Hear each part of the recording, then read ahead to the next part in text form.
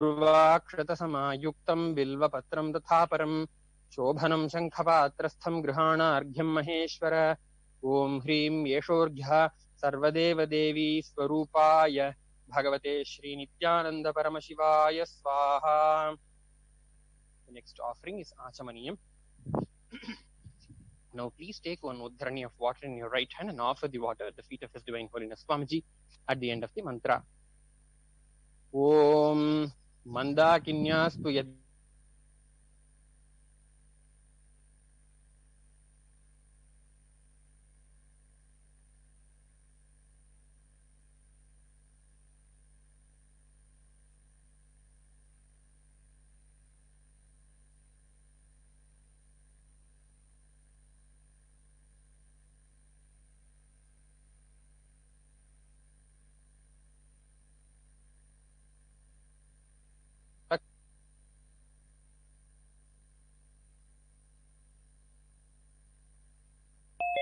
Bhagavate Shri Nityananda Paramashivaya Svadha.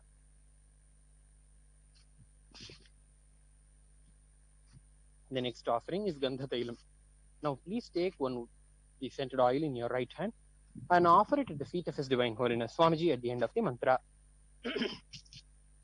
Om Sneham Grihana Snehena Lokanam Hitakaraka Sarvalokeshu Shuddhastan Dadami Sneham Uttamam. Om Hrim Idam Gandha Tailam Sarvadeva Devi Swarupaya Bhagavate Shri Nityananda Paramashivaya Nivedayami. The next offering is Naniyam. Now please take one Uddharani of water in your right hand and offer the water at the feet of His Divine Holiness Swamiji at the end of the mantra, and please ring the bell with your left hand while doing so.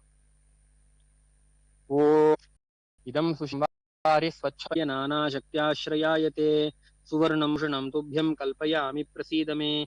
Om Hrim Idam Suvarnabharanam Sarvadeva Devi Swarupaya Bhagavate Shri